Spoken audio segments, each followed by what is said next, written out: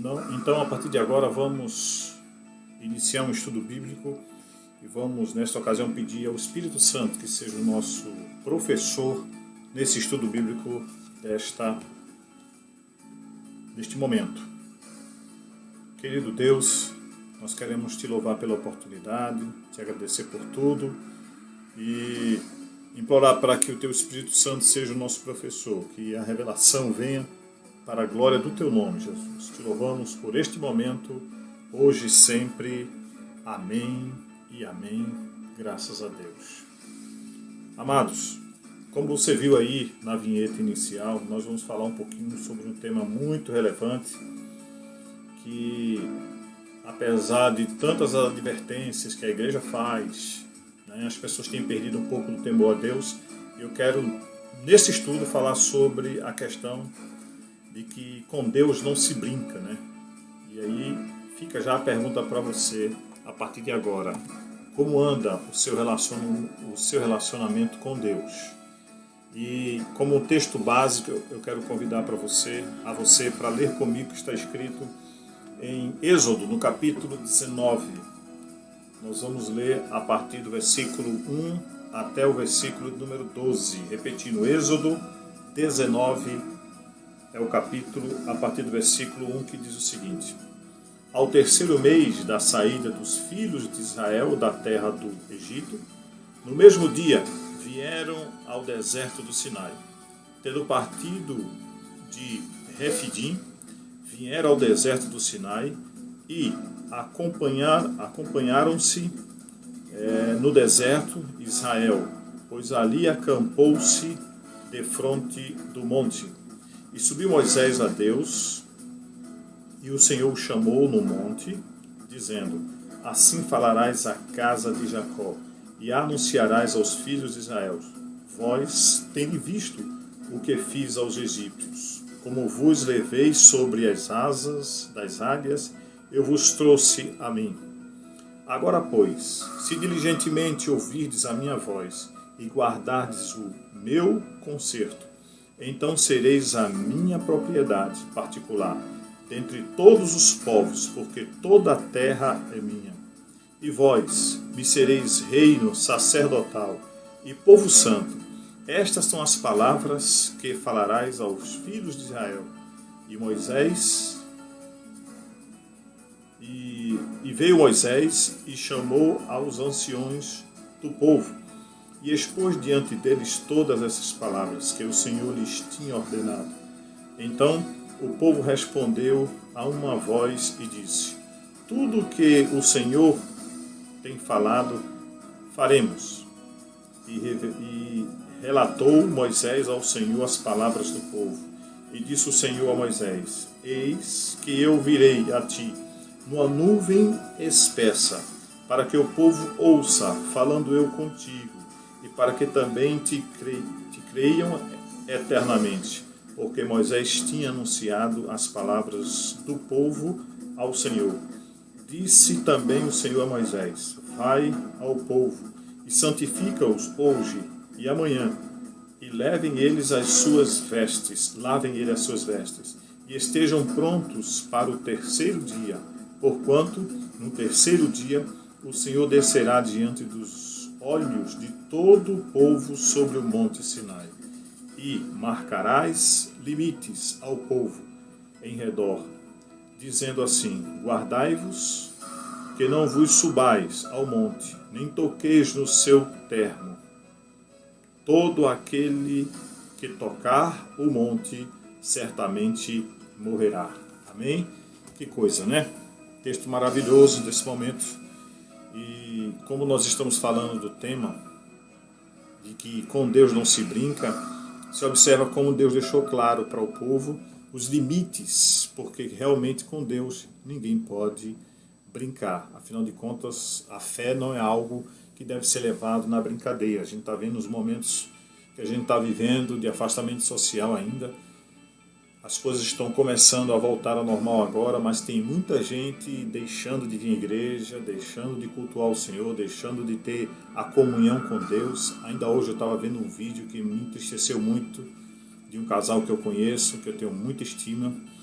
E quanto a gente vê isso, quando a gente vê isso, a gente se entristece. Aí eu pergunto, imagina o Espírito Santo. Então, são pessoas que conhecem a verdade do Evangelho e não sei se por conta desse período da pandemia, a ausência de igreja, acabaram enfraquecendo na fé e, pelo que eu vi, estão afastados da comunhão. Mas, apesar dos pesares, nós vamos continuar orando. E aqui não é o caso da gente julgar essas pessoas, mas queremos falar sobre o tema, de que com Deus não se brinca. Se nós pudermos observar aí algumas frases desse texto no qual foi lido, Deus começa o diálogo com Moisés para instituir os seus mandamentos ao povo. Então, se ele instituir os mandamentos, ele colocaria regras para que o povo também, através da maneira que ele se revelasse a Moisés, como já havia acontecido, o povo também pudesse crer através de um momento especial onde o povo também pudesse ver a forma com que Deus ia se revelar a Moisés e o povo poderia perceber. Então, quando a gente lê o texto, algumas frases que estão descritas nesse texto, a primeira é: tendes visto o que fiz aos egípcios? Tá? Deus faz o povo lembrar que quem fez aquilo com os egípcios foi ele. Então, evidentemente que o povo não teria nenhum poder, nenhum recurso de fazer com que o povo judeu pudesse sair do mundo ou daquela vida onde os egípcios estavam, e como Deus fez com os egípcios naquela época, os permitindo, muitos deles, depois que o mar fechou, como Deus trouxe juízo naquele momento. Tá? Essa frase é interessante. A outra frase que aparece lá no versículo, entre os versículos 10 e 11 é: vai ao povo, uma ordem que ele dá a Moisés, vai ao povo e purifica-o hoje, amanhã, porque no terceiro dia o Senhor, à vista de todo o povo, descerá sobre o monte Sinai. Uma outra frase que também aparece, para a gente não esquecer: guardai-vos de subir ao monte, todo aquele que tocar o monte será morto.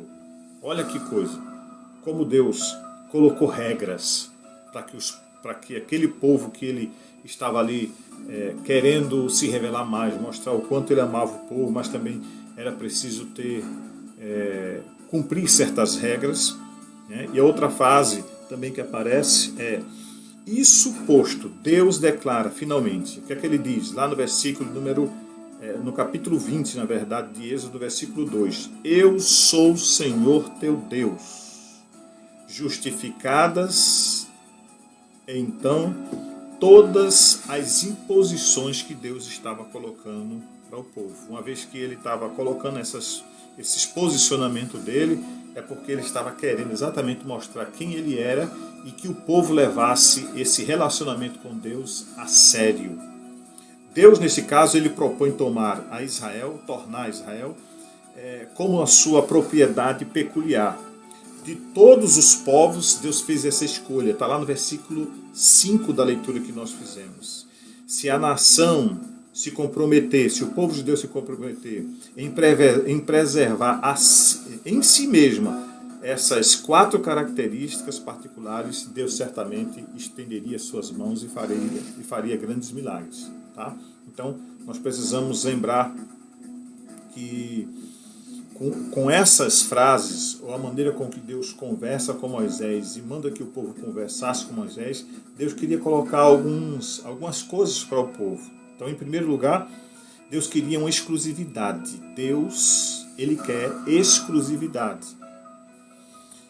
Bom, isso não significa dizer que existem outros deuses e que Jeová tenha medo deles. Evidentemente que não. Deus não teme a ninguém porque ele é autoexistente, tá?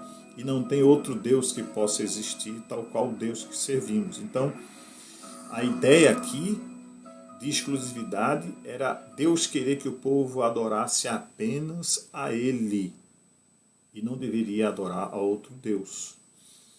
Então, diante de mim, a frase que temos no texto lido significa diante da minha face. Um costume antigo era que um homem se não podia tomar outra pessoa enquanto a primeira estivesse viva. Então, no relacionamento, um homem não podia tomar uma outra mulher como esposa antes que a primeira tivesse morrido. Isso significa que enquanto Deus estiver vivo, não se pode tomar outro Deus. Afinal de contas, Ele é o Eterno. Ele é Deus. Existe também a monolatria. Né? A monolatria é um compromisso inquebrável. Então, que esse relacionamento de você com Deus, de nós com Deus, seja exatamente um relacionamento inquebrável, onde a gente não fale do nosso nada. É uma aliança, né? Existe uma frase de Martinho Lutero que é muito interessante. Então, olha o que ele diz. Se as pessoas que confiam em sua grande habilidade, inteligência, poder, misericórdia, amizade e honra, de honra próprios, tem um Deus que não é verdadeiro, então, por ter um Deus, significa possuir algo no qual o coração confie de maneira inteira. Então, ter um Deus significa confiar de maneira inteira nesse Deus. Não é incomum nós vermos cristãos mais apaixonados por um time de futebol, por até pessoas da família, tá? Ou pelo Corinthians, ou pelo, aqui no estado do caso, o Sport, do que pelo Supremo Deus Todo-Poderoso. E quando e se você acha que isso não é possível, eu conheço algumas pessoas que são assim. Eu me recordo muito bem de um tempo atrás que, depois de um culto que aconteceu num domingo, um determinado irmão chegou para mim e disse: pastor, eu não vim ao culto porque eu estava assistindo o jogo, ou melhor, eu tive que ver o jogo da decisão do meu time. E eu perguntei: o teu time ganhou? Ele disse: não, perdeu. Eu digo: tu acha que somente ele perdeu? Ele disse: não, realmente eu perdi também. E ele quis me pedir perdão. Eu disse: não é a mim que você tem que pedir perdão. Veja a escolha que você fez. Veja que o time de futebol, pelo menos naquele horário, aquele momento, foi mais importante do que você estar na igreja cultuando, louvando o nome do Senhor. Então pense nisso. Existem pessoas exatamente assim, que não deixa Deus ser a exclusividade do momento e do tempo que ele tem na sua vida. Então, que ele pudesse ir a um outro jogo, se fosse em outro horário, mas o dia do culto, a hora do culto, é algo que a gente tem como sagrado. Por quê? Porque nós levamos Deus a sério. Então eu faço convite para você: leve a Deus a sério na sua vida. Tire de lado as coisas que podem atrapalhar o teu momento de comunhão, de dedicação, de adoração a Deus. Uma outra coisa importante que é preciso a gente lembrar é de que o Deus que você serve é um Deus incomparável. Nada, nem ninguém pode comparar-se ao Deus que você serve. Lá em Êxodo, capítulo 20, versículo 4, e também é repetido no Deuteronômio 5 e 8, Deus diz assim: não farás para ti imagem de escultura, nem semelhança alguma do que há em cima do céu, nem embaixo da terra, nem nas águas, nem debaixo da terra. Olha aí, a idolatria sendo algo que Deus não permite. E aqui eu vou entrar no assunto. Eu sei que tenho famílias, você deve ter familiares que se prostram diante de um ídolo, faz petição, pede como intercessor para Deus, mas através daquilo que a gente vai caminhar aqui, conversar, até de maneira simplificada, que não é possível, até porque o tema não é idolatria, mas quando Deus coloca isso diante do povo, de que não teriam eles diante deles outro Deus que não fosse outro Deus, e que não fosse construído semelhança alguma do que há no céu, embaixo da terra, nem nas águas, nem debaixo da terra, deixa claro que a idolatria é algo que Deus abomina, que Deus não aceita, porque tira a prioridade de Deus. Olha só: não farás para ti imagem de escultura. A idolatria rebaixa o nosso Deus e traz o Criador ao nível de criatura. Toda vez que eu me prostro, ou que alguém se prostra diante de uma imagem, ele está rebaixando Deus a uma criatura e não ao Criador. Então é preciso estar atento a isso. Lá em Deuteronômio 9, 5 e 9, isso nos mostra que a reação de Deus à prática da idolatria é algo que ele abomina. Não há pelo menos há três coisas, ou três razões fundamentais para que Deus proíba a idolatria ou a adoração a imagens. A primeira é que a revelação de Deus é a palavra e a maneira com que ele se revela. A maneira com que Deus se revela é por palavras e não por formas. Quando Deus quis se revelar ao homem, ele não criou formas, figuras para se revelar ao homem, mas através da sua palavra. E o ápice da palavra de Deus é o Verbo vivo que veio ao mundo, morreu na cruz do Calvário. E essa morte e ressurreição de Cristo nos garantiu acesso direto a Deus. É por isso que a gente não precisa mais de intercessores, como no Antigo Testamento, os sacerdotes cumprir essa função. Hoje a gente não precisa mais disso. Então, a revelação de Deus é por palavras e não por formas. A ênfase é no conhecimento e não nos sentidos. Em palavras outras, o povo ouviu a voz de Deus, mas jamais o viu, nem poderá ver o Deus que nós servimos. Afinal de contas, ninguém viu a Deus. Quando Deus, no texto, se refere de que o povo o veria, seria as palavras de Deus, seria a forma com que ele se revelaria ao povo naquele momento. Então, por isso que não há necessidade e não adianta atribuir as manifestações que, na minha opinião, são demoníacas e que parecem muito mais revelações de Deus para justificar a idolatria. Para mim, muito mais são coisas demoníacas do que revelações de Deus. Então, uma outra coisa que Deus não aceita, porque Deus não aceita a idolatria, é que Deus ele requereu especial atenção ao seu nome e não à sua imagem. Você não vai ver em canto nenhum na Bíblia Deus fazendo referência a imagens para que pudesse reconhecer Deus. O caráter de Deus está bem expresso no seu próprio nome, até porque as Escrituras, ou a Escritura, o caracteriza como Deus invisível. Olha aí, está lá em 1 Timóteo capítulo 1 e versículo 17. Eu quero ler com você esse texto.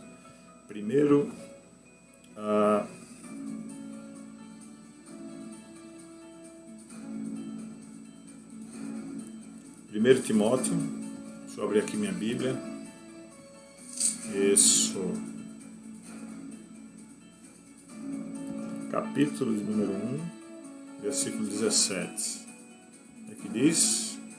Acompanhe comigo aí, abra sua Bíblia. Ora, ao Rei dos séculos, imortal, invisível, ao único Deus, sábio, seja a honra, a glória para todos sempre. Amém. Então, Paulo escrevendo a Timóteo, deixa claro que o Deus pelo qual ele servia era um Deus invisível. Então, por isso que Deus não permite que seja criado formas, figuras, do que está no céu, do que está na terra, embaixo das águas ou na terra, nada para que possa ser alguém se prostrar diante dessa imagem ou fazer culto a essas imagens. Uma outra coisa é que a idolatria, se você parar para pensar, é um grande absurdo. É um desrespeito à inteligência daquele que adora a Deus, acreditar que uma imagem pode ter a mesma, pode equiparar-se a Deus, ou que possa fazer algo que possa interceder a Deus pela sua vida. Então, adorar a Deus nada mais é de que você se prostrar diante do verdadeiro Deus e honrá-lo e respeitá-lo. Vamos ver o que é que diz Isaías 44, versículos 6 a 20. Olha que coisa interessante. Abra comigo aí a sua Bíblia, Isaías. Cadê aqui? Isaías. Cadê você, Isaías? No 44, Isaías. 44. Assim, versículo de número 20. 20, está aqui. Vamos ler. Para que todos vejam e saibam e considerem e juntamente entendam que a mão do Senhor fez isso e o Santo de Israel o criou. Deixa eu ver até que versículo a gente vai ler. Perdão, é do versículo 6 ao 20. Vamos ler a partir do versículo 6.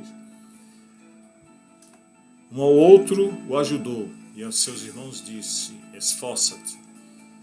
E o artífice animou aos ourives e aos que alisa com o martelo, ao que bate na bigorna, dizendo da coisa soldada: boa é. Então, com pregos, afirma para que não venham e mova-se.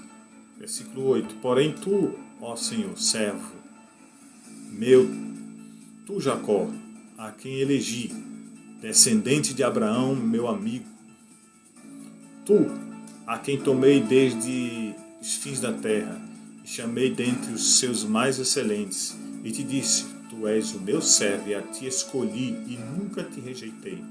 Não temais. Deixa eu ver qual é o versículo exato que ele quer ler. Versículo 11. E eis que, envergonhados e confundidos serão todos aqueles que se indignarem contra ti, tornando-se-ão em nada. E os que contenderem contigo perecerão. Buscá-los-ás, porém não acharás. Deixa eu ver se eu estou lendo o texto certo pelo qual eu fui. É 44, gente. Vocês me ajudam aí. É 44, não é 41. Perdão. Vamos lá. 44 do 6 até o 20. Agora vai. Assim diz o Senhor, Rei de Israel, o seu Redentor, o Senhor dos Exércitos: eu sou o primeiro e sou o único, e fora de mim não há Deus. E quem proclamará com eu e anunciará isto, e o porá em ordem perante ti, desde que ordenei ao meu povo e anunciei as coisas vindouras e as que ainda hão de vir. Não vos assombreis nem temais, porventura, desde então não vou-lo diz ouvir, e não vou-lo anuncieis, porque vós, as minhas testemunhas, há outra rocha que eu conheça. Todos os artífices e imagens de esculturas são vaidade. Olha aqui, a partir do versículo 9. E as suas coisas mais desejáveis são de nenhum prestígio, e as suas próprias testemunhas nada veem nem entendem, para que sejam envergonhadas. Versículo 10. Deixa eu baixar agora. Que formam um Deus e fundem uma imagem de escultura, que é de nenhum prestígio. Eis que todos os seus companheiros ficarão confundidos, pois os mesmos artífices não passam de homens. Ajuntem-se todos e levantem-se, assombrar-se-ão e serão juntamente confundidos. O ferreiro com a tenaz trabalha nas brasas, o forma como um martelo e enlavra com a força do seu braço. Ele tem fome e a sua força enfraquece, e não beba água e desfalece. Até o versículo número 20 ainda. Puxa vida. O carpinteiro estende a régua, desenha com uma linha e aplana-os. Então, a partir desse versículo aqui, né, até o 20, que eu não vou ler tudo para não tomar muito tempo nessa transmissão. Esses textos deixam claro de que Deus realmente ele não compartilha da idolatria. E a idolatria, né, além de ser um absurdo, além de não reconhecer Deus como seu único Deus, ele passa a colocar a imagem mais importante do que o seu Criador. Então, o Deus que fez o mundo e tudo que nele existe, sendo ele Senhor dos céus e da terra, não habita em santuários feitos por mão de homens. Está lá em Atos do capítulo 17. Desculpa. O versículo 24. E mais, não devemos pensar que a divindade é semelhante ao ouro, à prata ou à pedra. Trabalhamos a pedra trabalhada pela arte e imaginação de um homem. Então, quando você lê aí os versículos de 24 ao 29, vai estar mostrando exatamente, né, que Deus não habita em objetos. Pode ser madeira, pedra, pode ser de metal, de porcelana, seja aquela figura qual for desenhada, na tentativa de prestar culto ou fazer homenagem a essa criação humana. Deus não se compara a nada disso. Então, por isso que a idolatria é algo que Deus abomina. Absolutamente, o cristão tem mais valor do que a criatura. Então, essa é a maneira certa de olhar.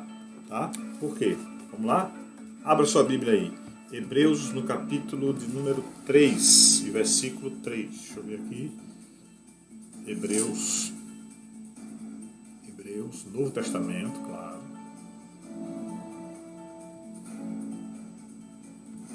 Capítulo 3, versículo 3. O que é que o texto diz?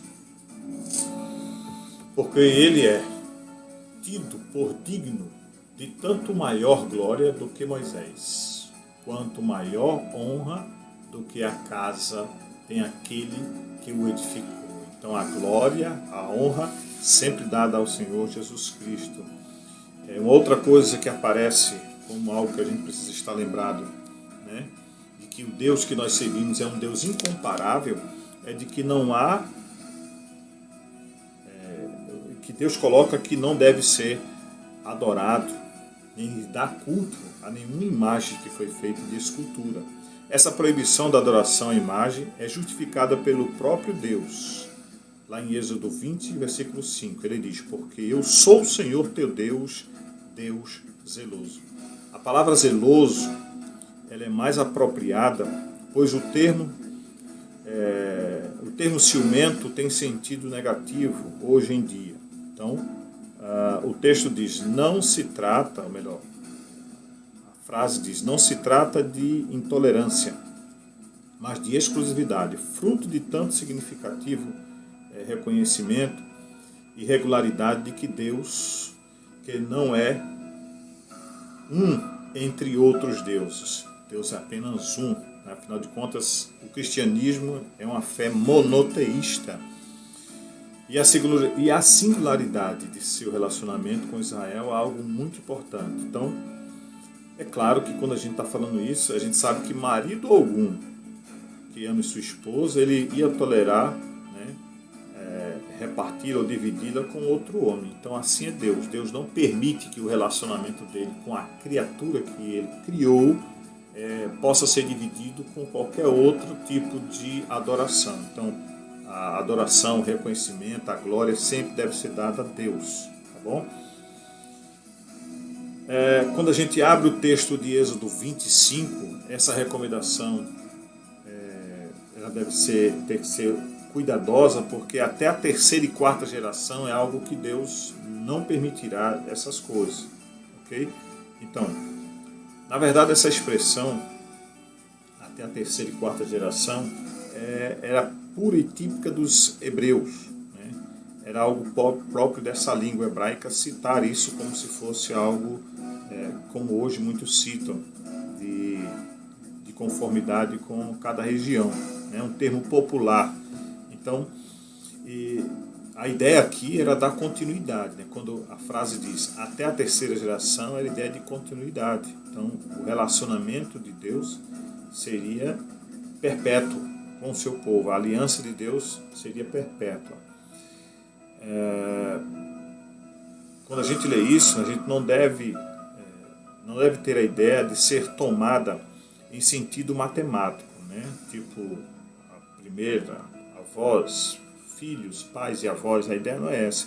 É aquele que desobedece à lei de Deus, numa geração fatalmente irá afetar a geração futura. Então, toda vez que uma geração ela comete pecado contra Deus, isso está bem claro no Antigo Testamento, a geração futura teria suas consequências. É só você lembrar aquele fato de que por causa do pecado do povo, do erro do povo, né, ao invés de eles caminharem talvez 40 dias no deserto até Canaã, tiveram que caminhar muito mais do que isso, né? Mas por causa da aliança, por causa do compromisso, nem assim Deus os abandonou. Deus tratou deles, cuidou deles, protegeu-os, uma vez que eles estivessem em comunhão com Deus. Toda vez que eles pecavam, tem suas consequências, mas assim é o pecado na vida do ser humano. Então, a ideia da geração vindoura, errando a primeira, com certeza traz problemas para a geração que vem a seguir. Então, essa reação, muitas vezes, acontece de maneira nos lugares naturais. Por exemplo, a escravidão, a exploração, o imperialismo, a própria poluição são resultados de gerações do que nós fazemos hoje, o que será colhido no futuro. Tá? A imoralidade, a violência, né? É um leque de conversa só sobre esse assunto. Então você pode ter uma ideia. Por exemplo, a violência depende muito do contexto que uma pessoa está vivendo a violência. Se ele viver na paz, num ambiente saudável, dificilmente essa semente vai trabalhar na sua vida e na descendência daqueles que vão se seguir. Isso, na verdade, são apenas expressões da lei de Deus em atitude de punição à desobediência de um povo. Queria lembrar você que fazer e adorar ídolos são atos muito mais sérios do que nós pensamos. As consequências sobre a pessoa, a família, a cidade e até pais são maiores do que se pode calcular. Daí a recomendação do apóstolo Paulo, quando ele escreve aos Coríntios, em 1 Coríntios 10, 14, fugir da idolatria. Então, é uma recomendação que o apóstolo Paulo faz e assim nós queremos repetir para você aqui. Fuja da idolatria. Tá? Se a gente for pegar esse leque de idolatria tem pais que idolatram filhos, tem igreja que idolatra pastor, tem pessoas que se convertem e depois começam a idolatrar cantores gospel. Então, fuja da idolatria. Essa é a recomendação para que você possa, eu também, ter um relacionamento a sério com Deus e não leve Deus na brincadeira. Tá bom? Santidade de Deus é algo importante e ele se revela como o Santo de Israel. Não terás o nome do Senhor teu Deus em vão, porque Deus é santo. Está lá em Êxodo 27, Deuteronômio 5 e 11, está escrito isso. Observe que a ênfase é: o Senhor não terá por inocente o que tomar o seu nome em vão. Você sabe que a palavra Yeshua é uma referência que os hebreus fazem para com essa palavra, e essa palavra é um tetagrama, né? É YHWH, e essa palavra ela tem referência a Deus. Então eles têm um respeito muito grande, né? Porque, para você ter ideia, os copistas eles usavam uma pena especial para escrever. Na hora que ia escrever a palavra Yahvé, Deus, eles tinham uma pena especial só para fazer a escrita do nome Yahvé. Então, como eles levavam Deus a sério? E eu e você, como é que está esse relacionamento aí de levar Deus a sério, né? Ser cristão é ter um caráter de Cristo revelado em seu nome, mas existem ocasiões em que, se nós não tivermos cuidado, colocamos também o nome do nosso Senhor Jesus Cristo em vão. Tá? Eu tenho alguns questionamentos sobre algumas pessoas que realmente toda hora tá porque Jesus, porque Jesus, porque Jesus. Isso não é que deixa de ser bom. Afinal de contas, tudo que pedimos em nome de Jesus nós vamos obter. Só que tem pessoas que usam esse nome por razões fúteis do dia a dia. Tá? Então, para você ter uma ideia, quando é que a gente começa a fazer isso se nós não tivermos o cuidado? É quando nós, em primeiro lugar, quando nós louvamos apenas com os lábios e não com o coração. Quanta gente vai à igreja, canta louvores, até ímpios, e às vezes algum de nós achamos até bonito essas pessoas cantarem os louvores e tal, mas quando isso vem da alma, do coração, como do louvor, quando essa adoração é verdadeiramente nascida da alma, é diferente ou não é? Então vamos ter muito cuidado quando nós decidirmos cantar um hino, louvar ao Senhor, que nós possamos fazer isso realmente de coração, verdadeiro, não apenas com os lábios, mas que a alma possa fazer isso. Uma outra forma que a gente também pode estar usando o nome de Deus em vão é quando assumimos o nome e não atentamos para a responsabilidade do compromisso, né? Quando assumimos uma responsabilidade na igreja, quando assumimos o nome de um grupo, é bom sempre ter conhecimento sobre a origem desse nome do grupo. Então, muita gente usa o nome de Jesus para assumir um compromisso com alguém e falha com esse compromisso e fica o nome de Jesus, o nome de Deus, no meio dessa negociação. E quando você que é cristão falha, você pode também estar pecando, né? Afinal de contas, nós estamos falando da santidade de Deus. Então, o nome de Deus é algo santo. O Yahvé é algo santo. Já falei aqui de como os judeus entendem essa questão do nome de Deus. E eles têm até medo, às vezes, alguns deles, de falar o nome de Deus. Uma outra forma que a gente também pode estar usando o nome de Deus ou de Jesus em vão é quando pensamos em nós acima daquilo que convém. Então a gente tem um comportamento egoísta, por exemplo. Pensamos mais em nós e nos outros que se virem. Tá? Então esse comportamento egoísta pode estar também rompendo isso. Eu queria ler com você o que está escrito em Romanos, no capítulo 12, no versículo 3. Abra comigo aí. Romanos, capítulo de número, deixa eu ver aqui que eu anotei, Romanos 12, 1. Olha o que é que o texto diz. Rogo-vos, pois, irmãos, pela compaixão de Deus, que apresenteis os vossos corpos em sacrifício vivo, santo e agradável a Deus, que é o vosso culto racional. Então, cultuar a Deus é algo sério, é levar Ele a sério. Não pode se levar a Deus na brincadeira, gente, porque Deus é santo, ok? Deixa eu ver uma outra forma aqui que às vezes, se nós não tivermos o cuidado, corremos o mesmo risco, tá? É lembrar, às vezes, deixa eu ver aqui, quando oramos sem acreditar no que estamos pedindo ou no que estamos dizendo. A oração às vezes fica parecendo uma reza evangélica. Sabe que tem gente que tem uma oração pronta, que faz questão de repeti-las com todos os nomes e letras e frases que está guardado na sua mente. E toda vez quando dobra o joelho, quando for orar a Deus, utiliza o nome de Deus, o nome de Jesus.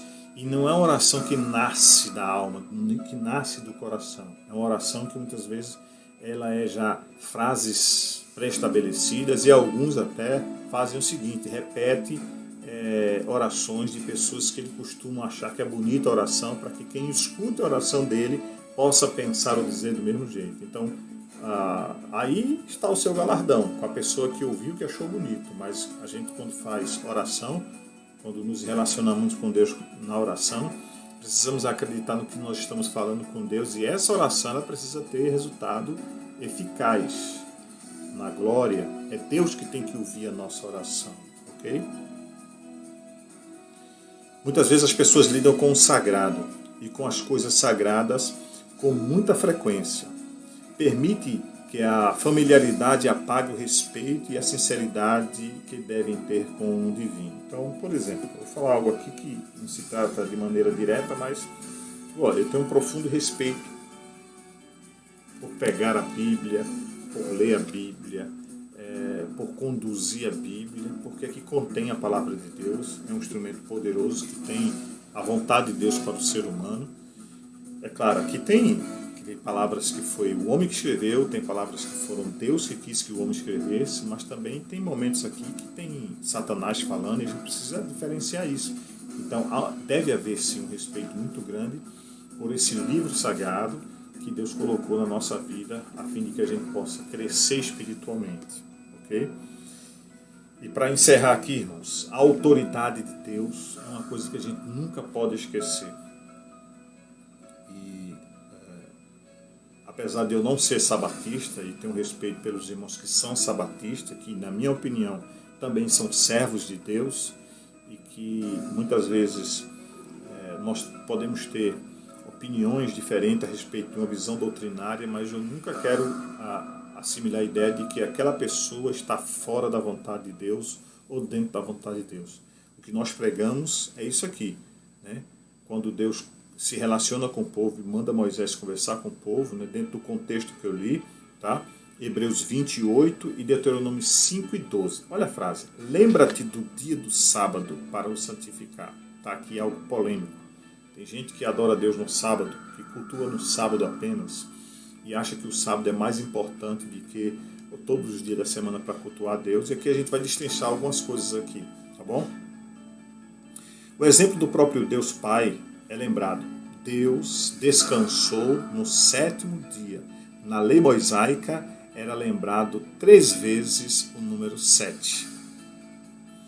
É só lembrar que o 7º dia era o dia de descanso, era obrigatório para todo homem, assim foi como Deus instituiu no começo.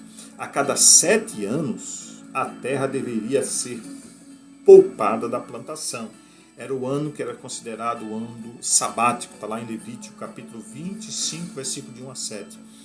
Após 7 anos também, após de 7 anos sabáticos, que era cerca de 49 anos, o 50º ano era o ano que é chamado ano de jubileu para os judeus. Está lá em Levíticos, capítulo 25, do 8 ao 22.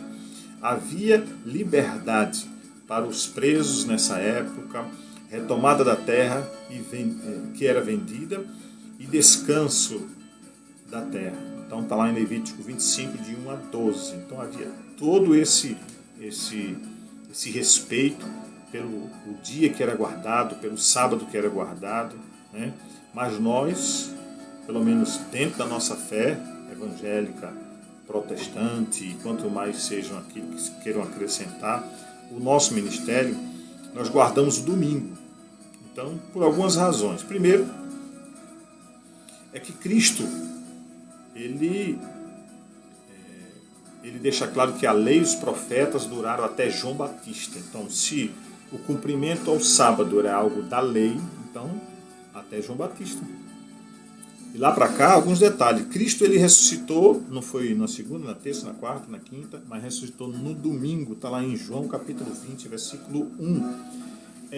Tem um outro detalhe que me ajuda a acreditar que o domingo também é um instrumento poderoso para que eu possa louvar a Deus. Não adianta pegar os reis, os líderes, que durante o calendário romano houve mudança, não adianta justificar dessa forma apenas, porque ao longo dos anos, muitos nessa mudança de calendário, ou na adaptação do calendário, houve alguns erros.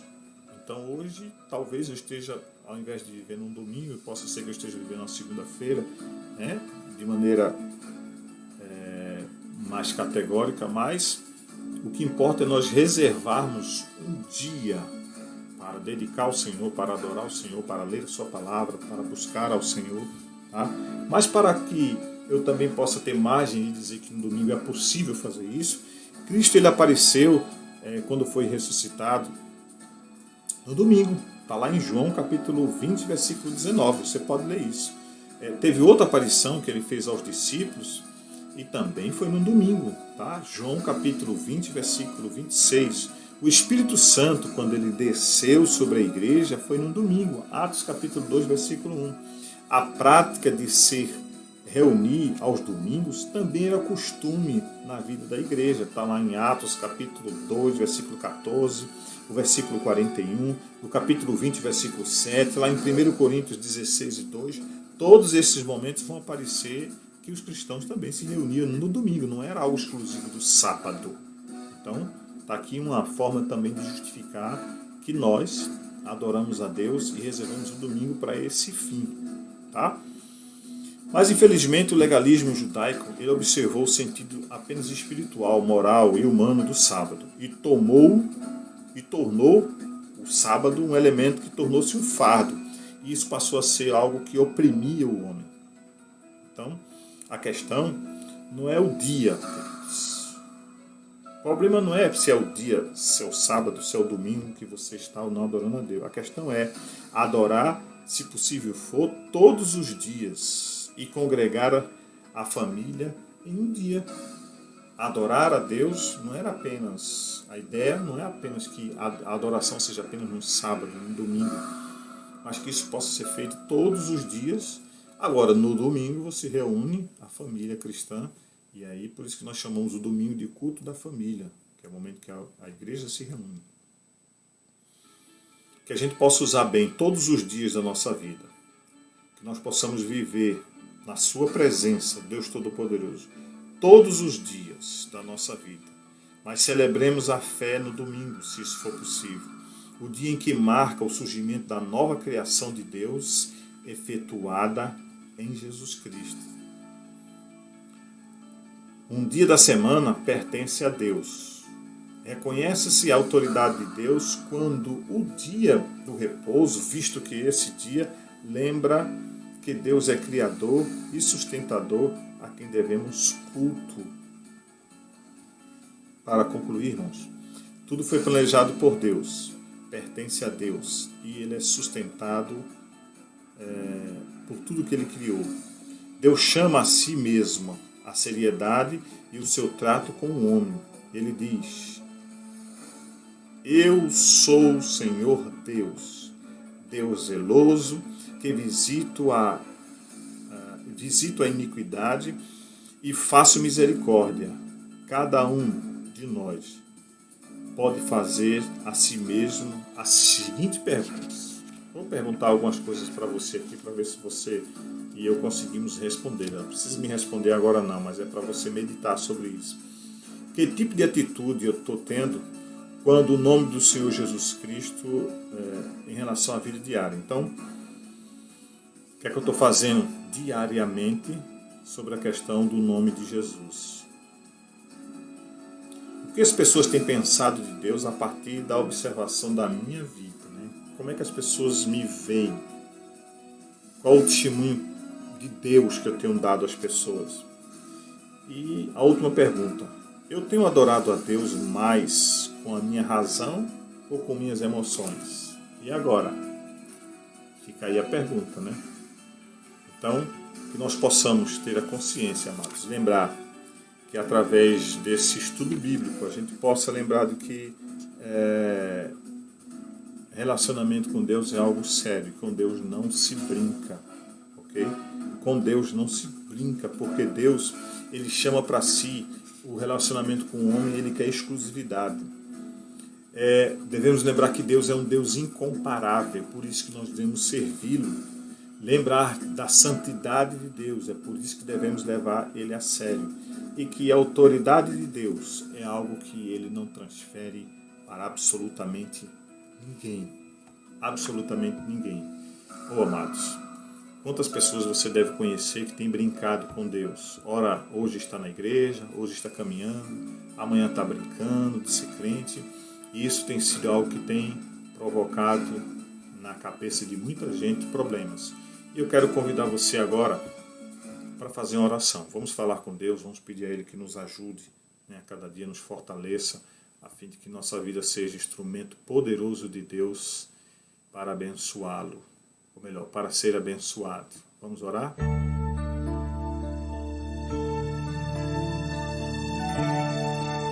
Querido Deus, eterno Pai, nós queremos entrar em Tua presença neste momento, através da oração. Queremos Te louvar com infinita misericórdia. Queremos Te agradecer por tudo aquilo que o Senhor tem proporcionado a nós, poderosa mão, as conquistas que nós temos. E quando a alma estava sido instrumento para abençoar as nossas vidas, sempre aquela rocha. Nosso relacionamento a cada dia contigo seja mais sério, seja mais comprometido, estejamos mais envolvidos na Tua obra, que nós possamos observar a forma como o Senhor tem tratado a nossa vida, nosso testemunho diário em casa, seja verdade, nossas bênçãos, nos instrumento por todos aqueles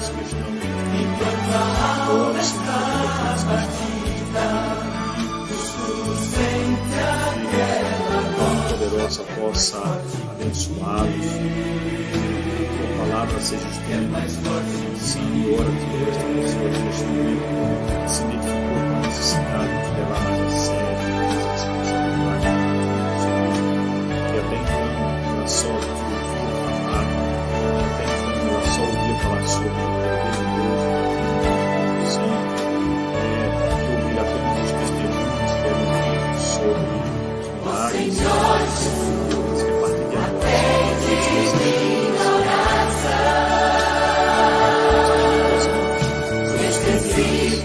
em tuas mãos para a tua poderosa